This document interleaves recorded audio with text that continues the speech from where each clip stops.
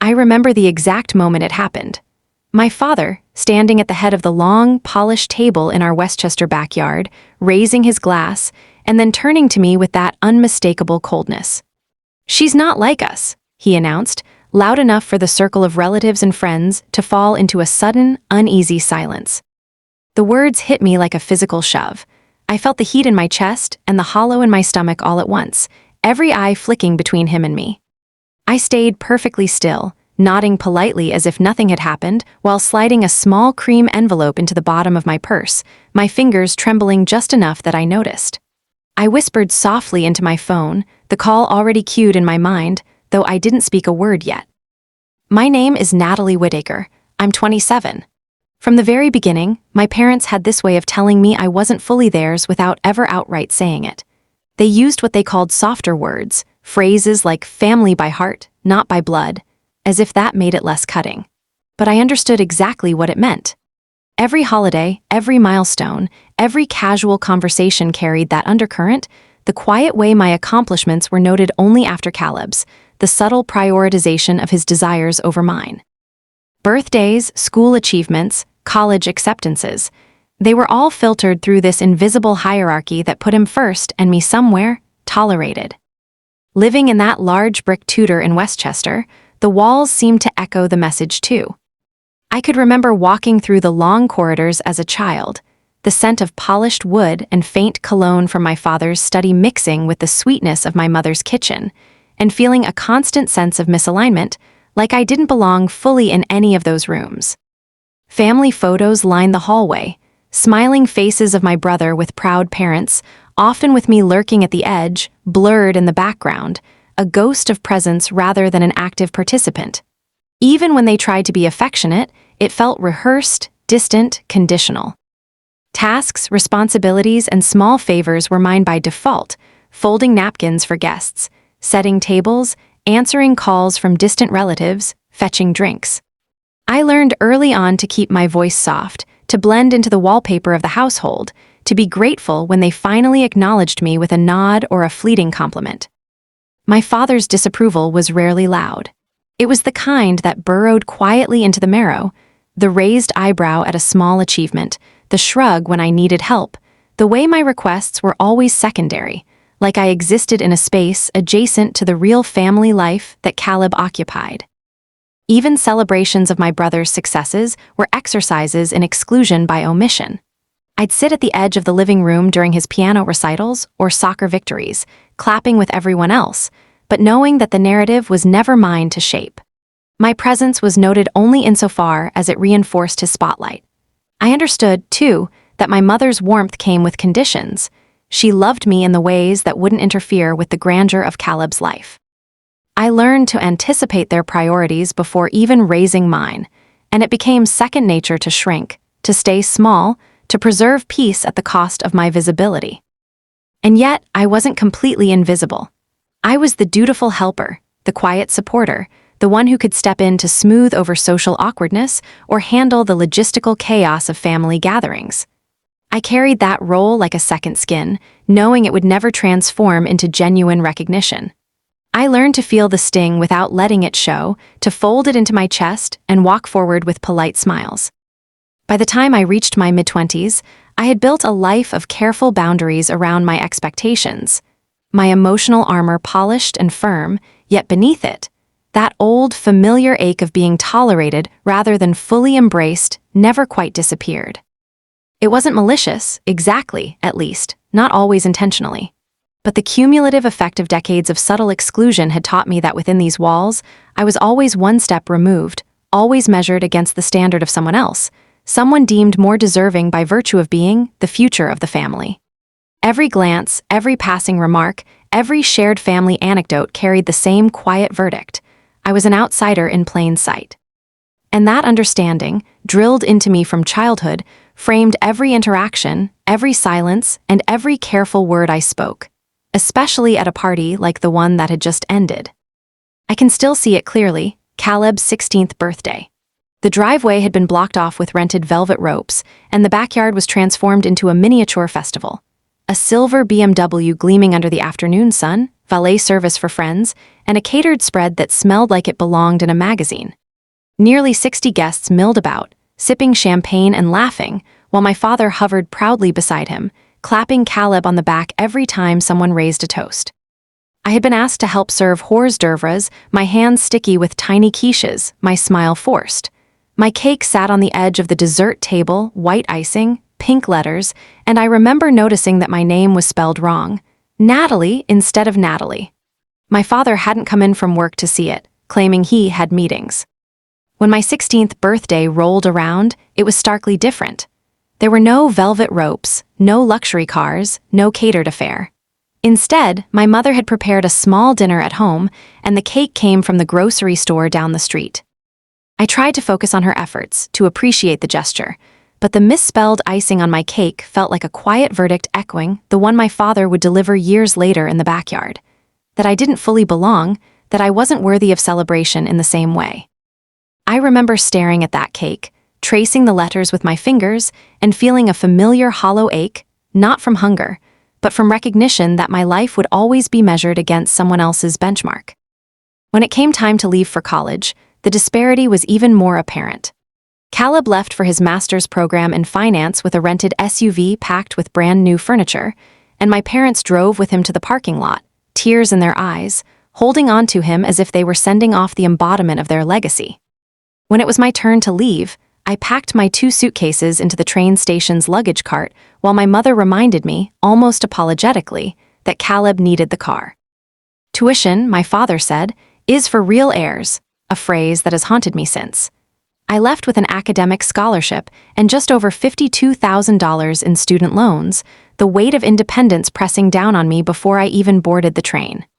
Caleb, meanwhile, graduated debt-free, his apartment lease fully funded, summer trips to Italy already planned. I can still feel the subtle tension every time I think of those milestones. It wasn't just the money, it was the messaging embedded in the gifts, the ceremonies, the very way life moved around him while I was expected to carve my path quietly, efficiently, and without complaint.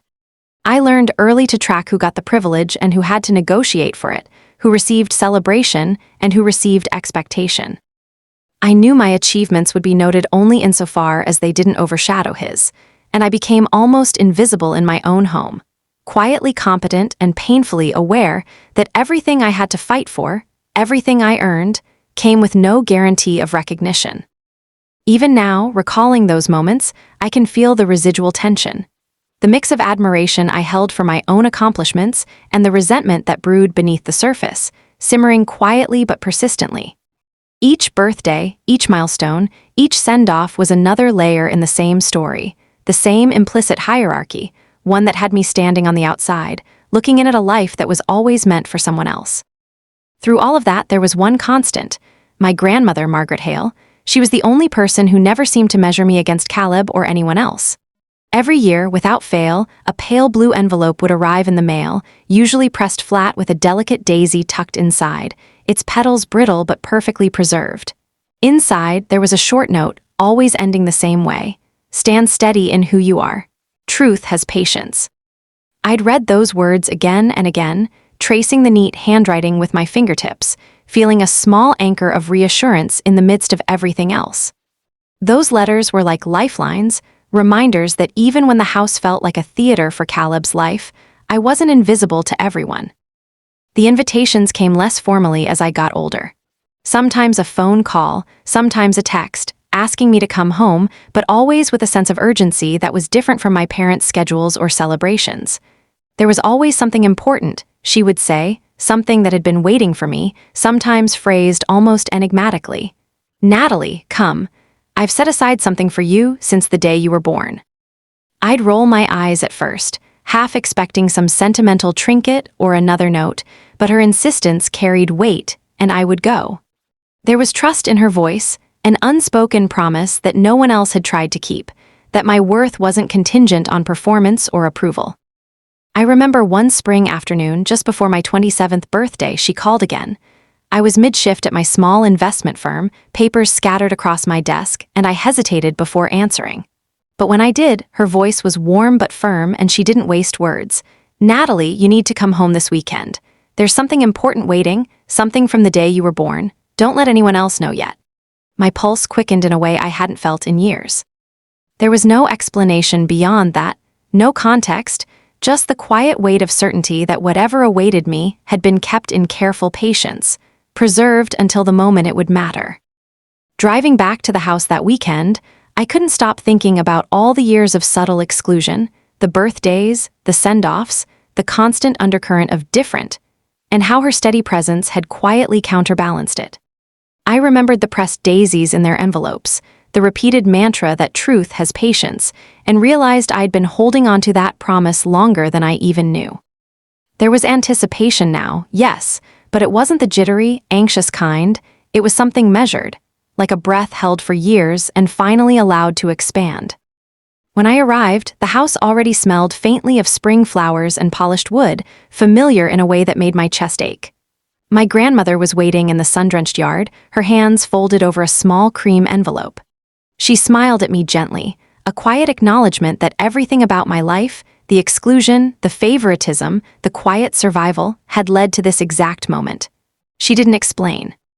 She just held out the envelope, her eyes telling me what her words could not yet, that what was mine had been waiting patiently, untouched, secure, and ready for the first time in decades to be claimed. When I walked through the front gate that weekend, the house looked like it was hosting a campaign rally. Navy and gold banners stretched across the brick facade, each one stamped with "Congratulations, Caleb," in oversized letters. There were framed photos of him lined along the walkway, childhood soccer trophies, high school graduation, his cap and gown from his master's program in finance. Every surface felt curated around him. The air smelled like grilled steak and fresh-cut hydrangeas. No one mentioned that it was also my birthday. My mother, Elaine, met me at the kitchen island with a clipboard in her hand before she even hugged me. She kissed the air beside my cheek and immediately began listing things that needed to be done, refilling drinks, checking the dessert table, making sure the catered trays rotated properly. It wasn't hostile. It was efficient, like assigning a role she'd already decided I would fill. At one point, I noticed a birthday card sitting open on the counter. It had my name on it. The envelope was already torn, the card already read, then set aside like junk mail. No candles, no cake, just a folded rectangle that had already served its purpose. I stood there for a second longer than I meant to, staring at it, then slid it back into the envelope and moved on. There wasn't even space in the refrigerator for anything that belonged to me. By late afternoon, the backyard was full. Laughter, clinking glasses, my father moving from group to group like a host at a private club. Caleb was in the center of everything, shaking hands, accepting congratulations, soaking it in, and I watched the choreography of it all. The way my father's hand rested proudly on his shoulder, the way introductions always circled back to my son. When the toast began, everyone gathered near the long wooden table.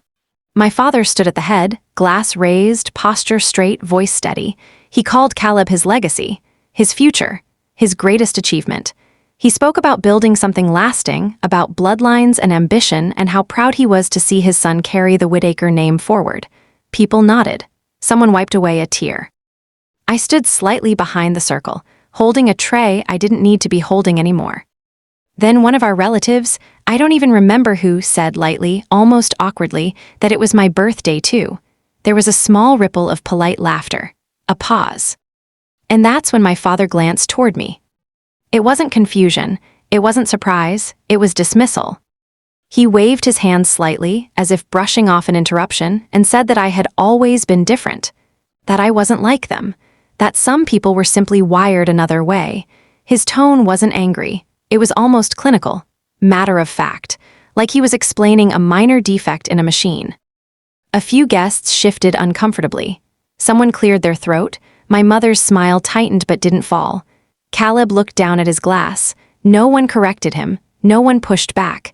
The moment just hung there, heavy and exposed. I felt my ears ring. My hands went cold even though the evening air was warm. It wasn't that he'd said something new.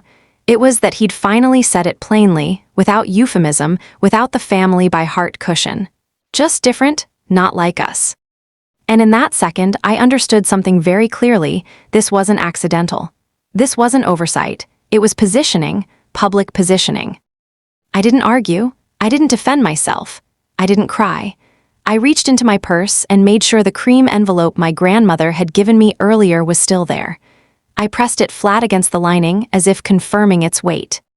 The toast continued, the applause resumed, the music came back on. Conversations swallowed the moment the way parties do.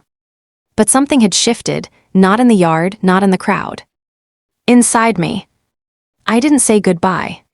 I slipped out through the side gate while music was still playing and laughter floated over the hedges. My heels sank slightly into the gravel as I crossed the driveway.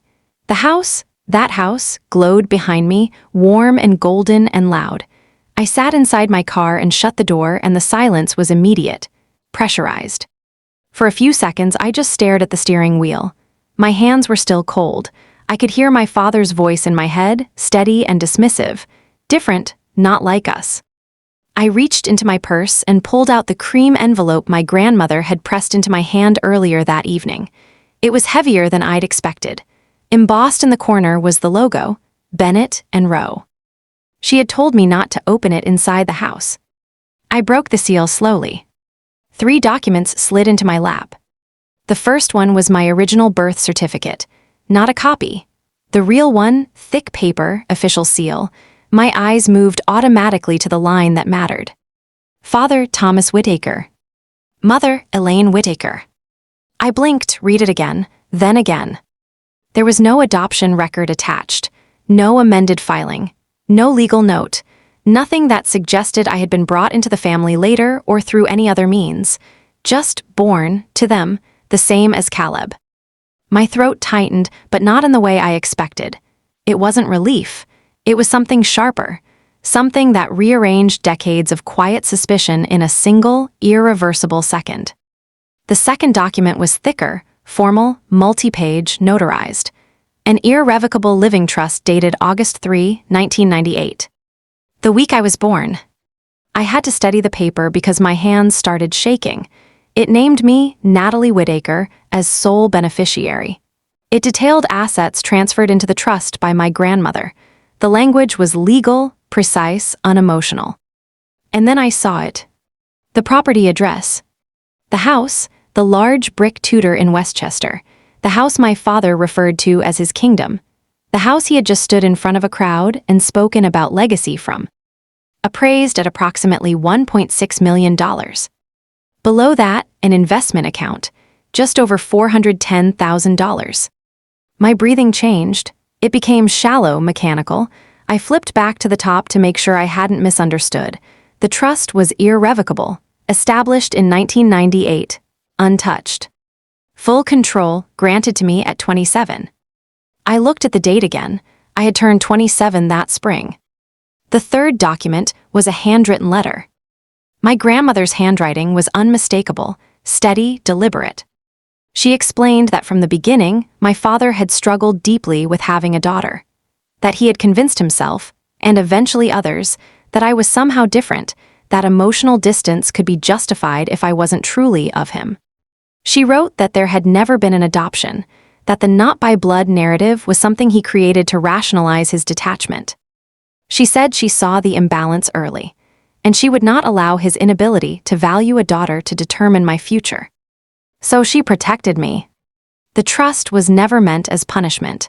It was security, a safeguard that could not be altered, persuaded, or emotionally manipulated away. I lowered the letter into my lap and just sat there. Inside the house, my father was likely still accepting congratulations, speaking about legacy and inheritance and bloodlines. Legally, he didn't own the house he was standing in. Legally, he never had. And for the first time in my life, the word different didn't feel like a flaw. It felt like leverage. I didn't start the car. I sat there in the dark driveway, the house glowing behind me, and pulled out my phone. The number was printed neatly at the bottom of the trust documents, Daniel Bennett-esque. Bennett and Rowe. My thumb hovered over it for a few seconds. Not because I doubted the documents, they were too formal, too deliberate for that, but because once I made that call, everything would stop being theoretical. I pressed dial. It rang longer than I expected. I almost hung up. Then a calm, measured voice answered, professional but not rushed. I introduced myself carefully, Natalie Whittaker, and said I was calling regarding an irrevocable trust dated August 3, 1998. There was a pause on the other end, not confusion, recognition. He asked me to confirm a few identifying details, my date of birth, my grandmother's full name. I read them directly from the paperwork in my lap. My voice sounded steadier than I felt. He didn't sound surprised. He told me the trust was valid, properly executed, filed, funded, untouched for nearly 3 decades. Untouched. I asked him very plainly if there was any possibility that it had been amended, revoked, or superseded. He said no, it was irrevocable. The assets listed had been transferred into the trust at the time of its creation. Control vested to me upon turning 27. There had been no changes. I felt something settle in my chest, not relief, alignment. I asked about the house specifically. I could hear my father's voice in the background of my memory, talking about equity and expansion and our property.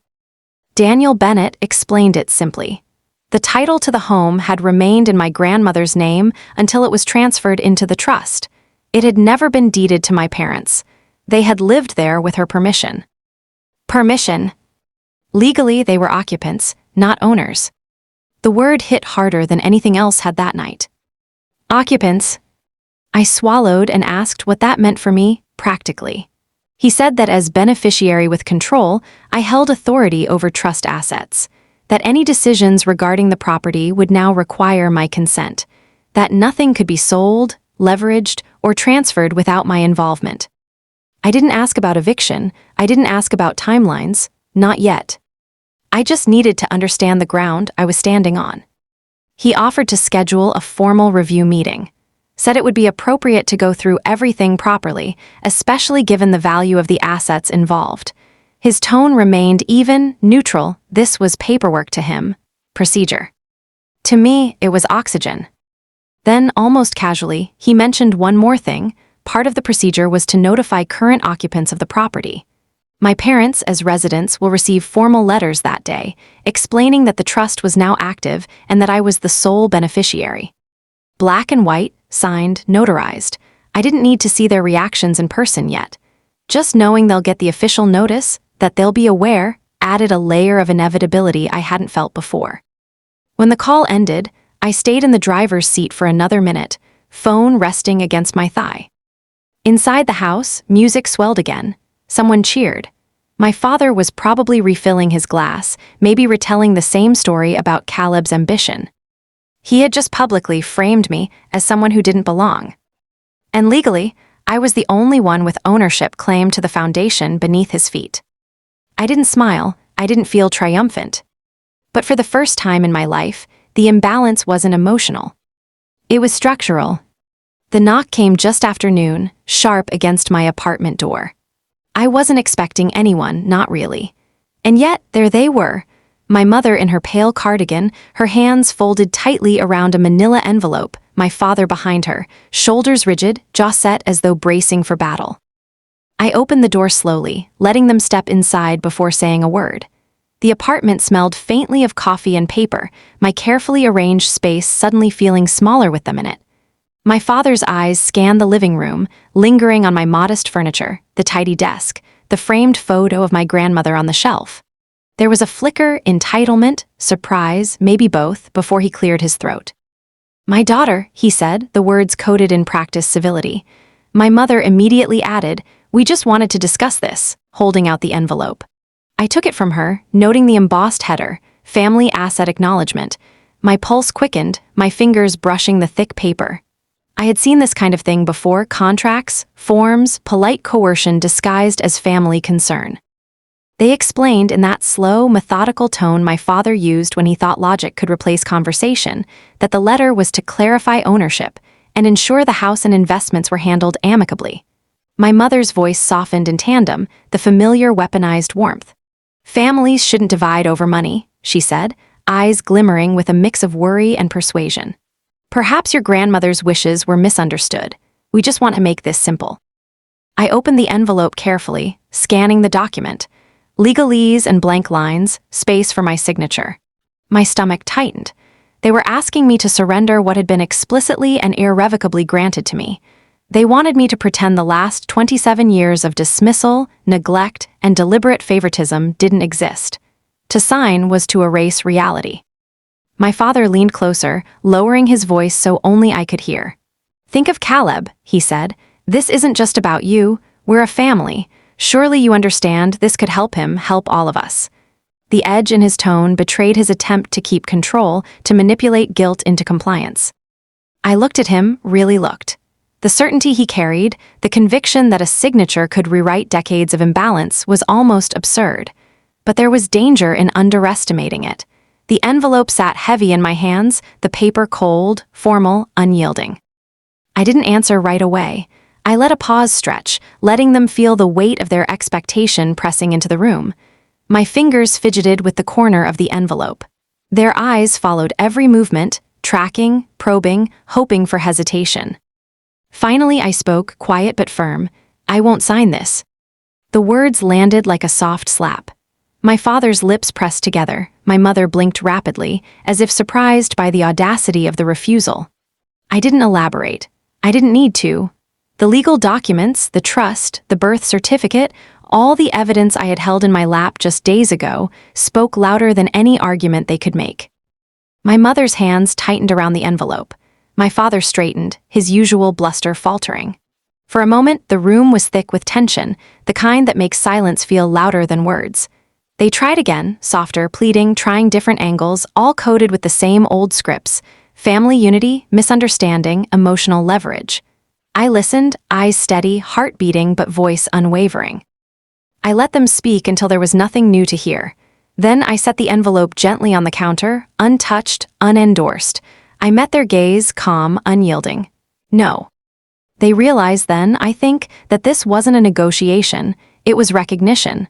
I wasn't angry, at least not in the performative sense they expected. I was precise. I was patient.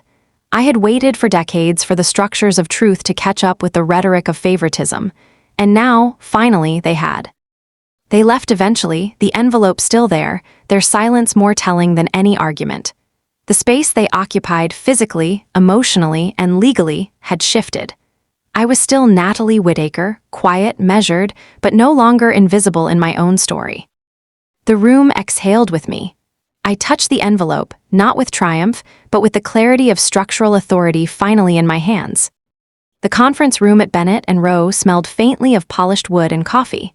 My father walked in first, shoulders back, eyes scanning like a general surveying his troops. He carried himself with that familiar certainty, the same posture he'd used at every family milestone, every dinner table, every toast. Before the attorney could speak, he was already outlining a plan. "We can sell the house," he said, voice smooth, deliberate. "The proceeds could fund Caleb's new business. It's practical, necessary even." I sat across from him, hands folded, letting him speak. My mother hovered behind, nodding, careful, coaxing, her smile tight but practiced. The attorney, Daniel Bennett, didn't flinch. He began reviewing the estate details, each word precise, formal. And then he said it. "However, the house and associated accounts are excluded from the will. They were transferred into an irrevocable trust, dated August 3, 1998, with a sole beneficiary, Natalie Whittaker." I felt a flicker of something, disbelief, maybe relief, crawl across the room. My father's jaw twitched. My mother's hand went to her mouth. And then the room went still, as if everyone collectively held their breath for the inevitable eruption. The attorney projected a copy of my birth certificate onto the screen. Clear, crisp, no adoption, no ambiguity. My name, my parents' names, the date, all corroborated what the trust already made plain. My father's confident mask cracked almost imperceptibly at first. This is fraudulent," he said, voice rising, turning a shade of red I'd only seen when he thought the world had gone against him. He gestured toward the papers as if waving them away could erase reality. "The house belongs to this family. It's ours. You can't." "Actually," the attorney interjected calmly, almost soothingly, "the title remained in Ms. Whittaker's grandmother's name until it transferred to the trust. Mr. and Mrs. Whittaker were residents, not owners. Legally, all authority rests with the beneficiary." I sat quietly, watching my father's posture collapse a fraction. his hands gripping the edge of the table like it could anchor him against what was happening. My mother's eyes flicked to me, desperate, pleading silently. I took a slow breath, the room thick with tension and muted murmurs from the small circle of observers. I have spent 27 years being told I wasn't truly part of this family, I said, voice steady. I was told I didn't belong, that I was different. The paperwork says otherwise. There was a pause. My words hung in the air, weighted, undeniable. No one could argue with the black and white legality projected on the wall. No one could challenge the birth certificate or the irrevocable trust. I will give you 120 days to find another place to live, I continued.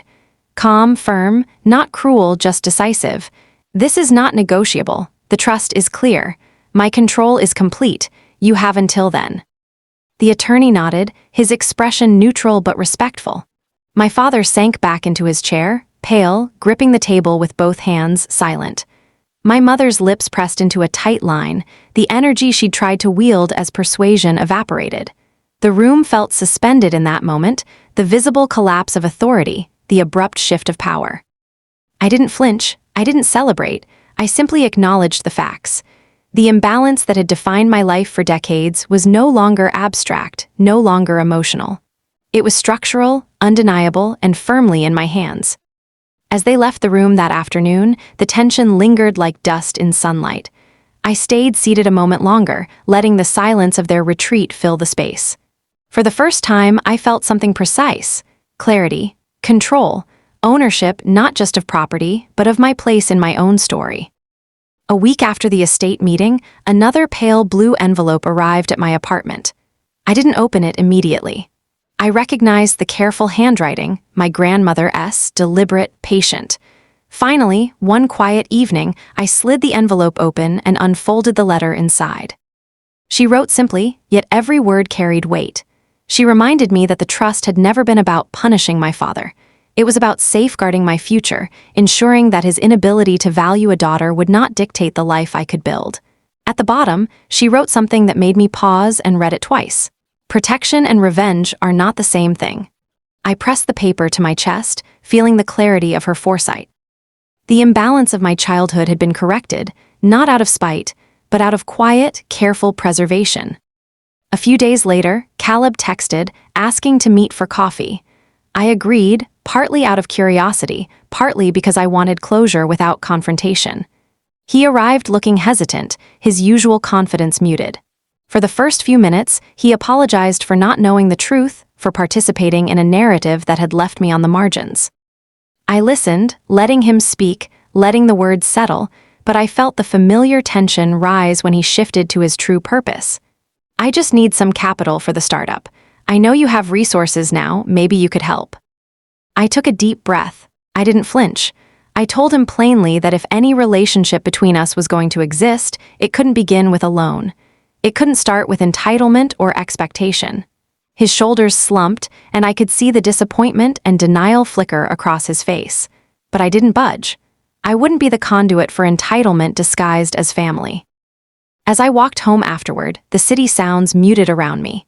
For the first time, I realized that belonging doesn't depend on acknowledgement, approval, or inherited preference. It isn't something someone grants you or rescinds at will. The truth, patience, planning, and clarity had been waiting all along. My grandmother had been right. It had patience. And now, after nearly 3 decades, I understood what it meant to truly stand in my own authority. The house, the investments, my control, they weren't just numbers or property. They were a concrete confirmation of my place in the world I'd been told I didn't belong in. The dynamic had shifted irreversibly. For the first time, the imbalance was not only corrected, it was unmistakable, visible, and structural. I carried that weight lightly, like air finally moving freely after a long-held breath. I set the letter aside, letting its quiet wisdom linger. I didn't need revenge. I didn't need validation. I simply had clarity, permanence, and the power that had eluded me for so long. If you enjoyed hearing this story, make sure to like and subscribe for more stories. You can also find another story in the description that's just as intense and revealing.